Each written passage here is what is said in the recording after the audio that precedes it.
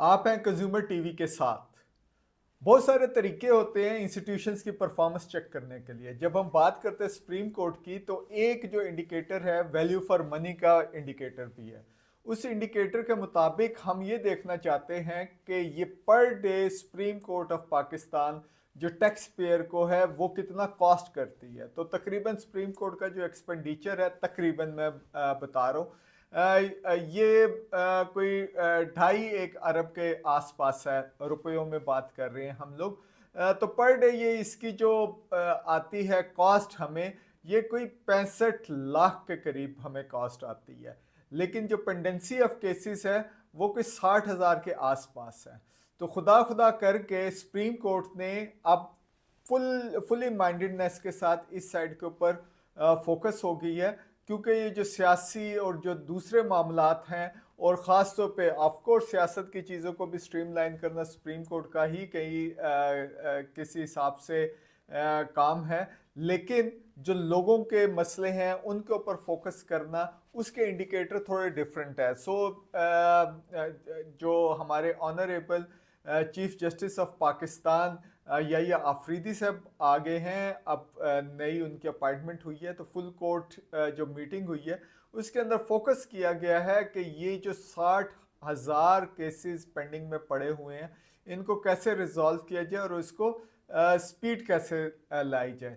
जब भी higher judiciary को असेस किया जाता है तो वो दो तरीके से असेस किया जाता है। एक तो क्वांटिटी के हिसाब से कि कितनी ये पेंडेंसी और कितनी तेज़ी से ये डिसीजन करते हैं, लेकिन क्वालिटी ऑफ डिसीजंस भी इसमें काफ़ी बड़ा फैक्टर होता है, क्योंकि कहा जाता है justice delayed is justice denied, लेकिन उसके साथ ये भी कहा जाता है कि justice rushed is justice crushed.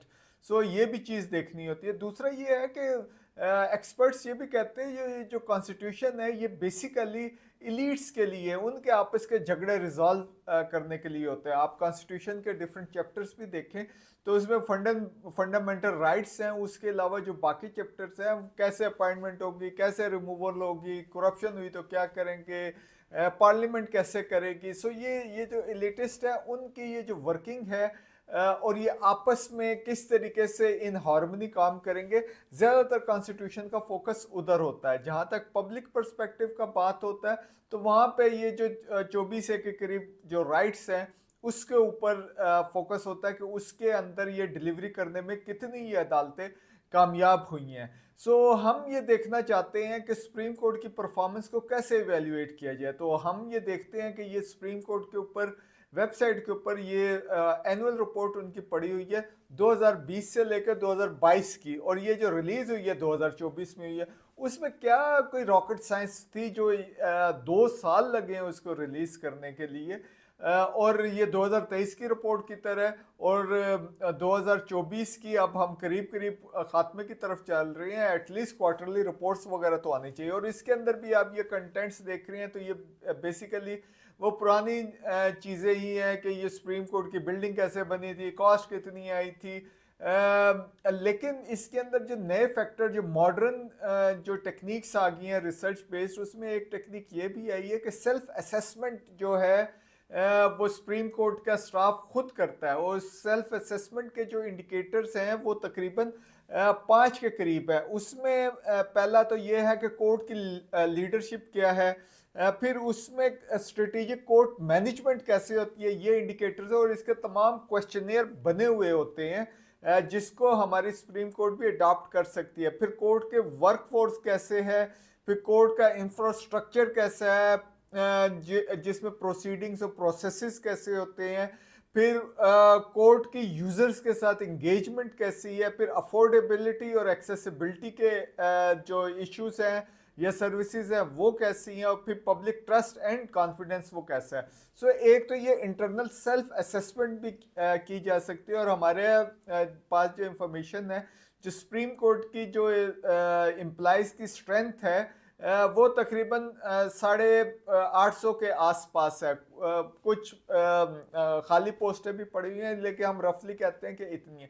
इन लोगों को इंगेज करने का, इंगेज करना जो है वो ज़रूरी है। और इस किस्म की जो ये इंटरनल असेसमेंट का जो डॉक्यूमेंट है वो एटलीस्ट हमारे पास पीरियोडिकली इनकी वेबसाइट के ऊपर होना चाहिए। दूसरी चीज़ ये है कि जर्नली समझा जाता है, और ये लॉयर्स भी ये हमें बताते हैं कि ये बड़ा कॉम्प्लेक्स होता है जनाब, ये जो जुडिशियल और ये तमाम चीज़ें होती हैं और ये जो लॉ की प्रैक्टिसेस होती हैं, सो ये सिर्फ लीगल माइंड्स के काम है नहीं, ये पब्लिक का भी काम होगा। बिल्कुल उसी तरीके से जब जैसे कि ये जो मेडिकल साइंस है वो सिर्फ डॉक्टर्स तक महदूद नहीं रही, उसमें लाइफस्टाइल मेडिसिन आ गई जिसमें पब्लिक इसमें इन्वॉल्व है, पब्लिक हेल्थ आ गई है डिग्रीज, जिसमें ज़रूरी नहीं है कि आपने एमबीबीएस करनी हो। बिल्कुल इसी तरीके से आप लॉ की जो चीज़ें हैं वो भी समझ सकते हैं, उनको देख सकते हैं कि परफॉर्मेंस कैसी है।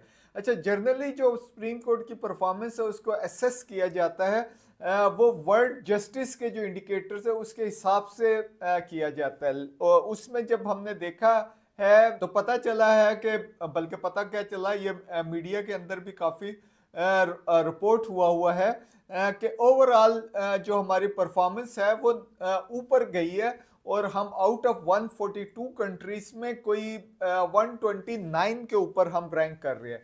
लेकिन हमें इसमें सारी जो इंडिकेटर है इसके वो बेस सुप्रीम कोर्ट की परफॉर्मेंस पे नहीं करते। इसमें तकरीबन कोई 8 के करीब इंडिकेटर्स हैं, उसके अंदर फिर अपने सब इंडिकेटर्स हैं। सो अगर आप उसको एसेस करेंगे तो फिर आपके कई जगहों पे आपको लगेगा कि वहाँ पे परफॉर्मेंस भी बेहतर हुई है, अगर ये इतनी ज़्यादा नहीं है, लेकिन बहुत सारी जगहों के ऊपर परफॉर्मेंस नीचे गई है। और ये बेसिकली जो किया जाता है, ये सर्वेस किए जाते हैं कि बेस लाइन है 2015 से, और उससे ऑनवर्ड सर्वेस किया जाता है। जो टॉप रैंक आ रहे हैं उसके अंदर डेनमार्क हो गया, स्वीडन वगैरह हो गया, लेकिन उनकी आबादी तो इतनी ज़्यादा नहीं है। जैसे जो डेनमार्क की आबादी है वो कोई 6 मिलियन के आसपास है, हमारी 240 मिलियन है, हम कहाँ वो कहाँ।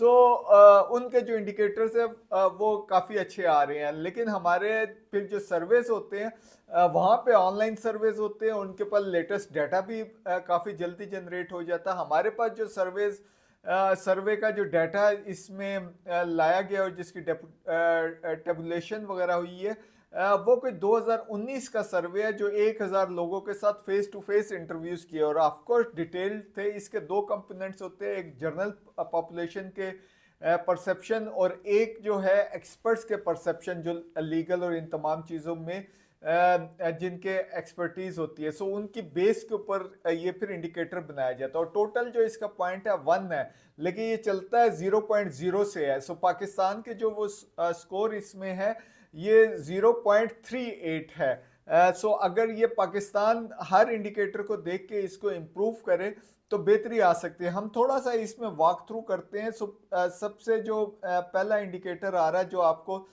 स्क्रीन के अंदर भी नज़र आ रहा है, वो है constraints on government powers. Government की पावर्स होती हैं, इसको कंट्रोल किया जाता है। आप कैसे कंट्रोल कर सकते हैं? सो कई जगह पे आप जुडिशरी जो है वो इसको कंट्रोल करती है, पार्लियामेंट इसके ऊपर चेक्स होते हैं, फिर ऑडिटर्स जो ऑडिट होता है वो गवर्नमेंट को चेक करते हैं। तो वहाँ पे हमारा जो है वो इंडिकेटर थोड़ा नीचे गया, हालांकि 0.45 है, लेकिन फिर भी हम इसके अंदर कोई तकरीबन 8 पॉइंट हम नीचे गए हैं। सो ये काफ़ी क्रिटिकल है।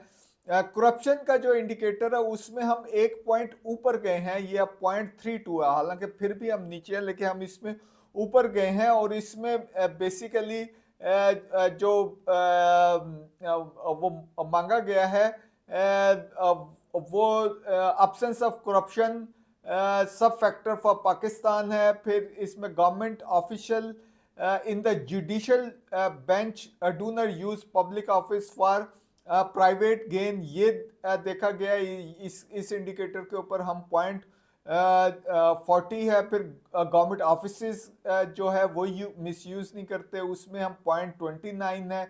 इसी तरह government officials in the legislative branch do not use public office for private gain, इस इंडिकेटर के ऊपर हम काफ़ी नीचे है, 0.22 है।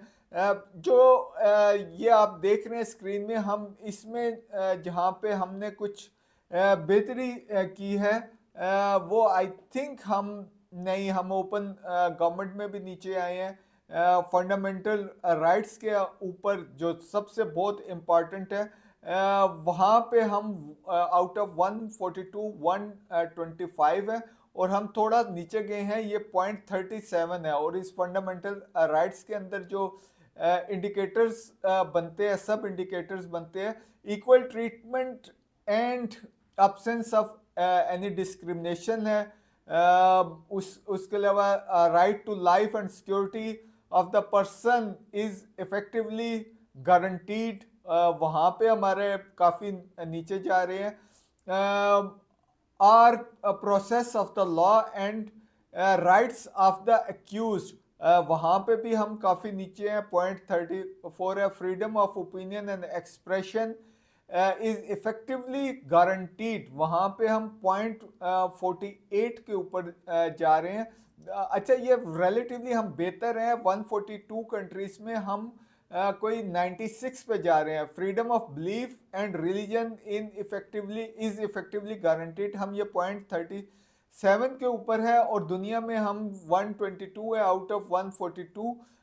Freedom from arbitrary interference with privacy is effectively guaranteed, ये 0.20 है। ये हम स्ट्रगल यहाँ पे काफ़ी ज़्यादा कर रहे हैं। सो ये फंडामेंटल राइट्स हैं। फिर हम देखते हैं ऑर्डर एंड सिक्योरिटी के अंदर हमने इम्प्रूवमेंट की। Of course law and order, terrorism वगैरह के ऊपर हमारी चीज़ें इम्प्रूव हुई हैं। रेगुलेटरी इन्फोर्समेंट जो डिफरेंट है उसमें भी हमारी इम्प्रूवमेंट है। अच्छा, हम सिविल जस्टिस के अंदर हमारी इम्प्रूवमेंट हुई है, अगरचे हम 128 आउट ऑफ 142, सो 0.39 के ऊपर हम जा रहे हैं। सिविल जस्टिस के अंदर जो आ रही हैं, civil justice is free of discrimination, वहाँ पे हम वही अगेन 0.50 से नीचे ही है, बल्कि एक में हम 0.43 है। Civil justice is free of improper government influence, so इसमें 0.43 के ऊपर है। और आखिर में हम आते हैं जिसमें देखते हैं हम क्रिमिनल जस्टिस, तो इसमें हम 0.36 है, इसमें हमने इम्प्रूव किया है, एक पॉइंट जो है इम्प्रूव किया, और इसमें हम 98 है आउट ऑफ 142 कंट्रीज। सो ये पब्लिक परसेप्शंस के अंदर इम्प्रूवमेंट भी हो रही है, और जो जुडिशरी रिलेटेड चीज़ें हैं उसमें हम 100 कंट्रीज़ के अंदर आए हुए हैं। लेकिन ये इंडिकेटर्स इस किस्म के हैं जिनको और इम्प्रूव किया जा सकता है अगर हम इनके ऊपर ज़्यादा फोकस करें। सो हमारा जो पैगाम है कंज्यूमर्स का पैगाम, वो एक ही पैगाम है कि आपकी एक तो एनुअल रिपोर्ट्स टाइमली होनी चाहिए और आनी चाहिए। फिर दूसरा ये है कि इंटरनल स्कोरिंग होनी चाहिए, इंटरनल असेसमेंट, सेल्फ असेसमेंट, और वो पब्लिक होनी चाहिए, वेबसाइट्स के ऊपर वो चीज़ें आनी चाहिए। और ये जो ओवरऑल पब्लिक परसेप्शन है इसको भी इंक्रीज करना है। So how you are doing to that one. New chief justice है, 3 साल तक रहेंगे। पहले तो ये होता था कि कोई चीफ जस्टिस साहब हैं वो लंबे अरसे तक भी रहते थे, बियॉन्ड 3 साल भी रहते थे, और कई ऐसे चीफ जस्टिस भी आए हैं जो बहुत लिमिटेड मुद्दत के लिए रहे हैं। सो हमारे ख्याल में जो हमारे पार्लियामेंट है उसने बहुत अच्छा काम किया कि एक फिक्स टेन्योर चीफ जस्टिस साहब को दे दिया, और 3 साल का टेन्योर जो है वो काफ़ी अच्छा है, जिसके अंदर वो अपने हिसाब से चीज़ें कर सकते हैं, मैनेज कर सकते हैं, प्लानिंग कर सकते हैं, और उनको डिलीवर कर सकते हैं। और जब वो रिटायर हो रहे होंगे तो we can very easily assess के परफॉर्मेंस क्या हुई। देखते रहिए कंज्यूमर टीवी।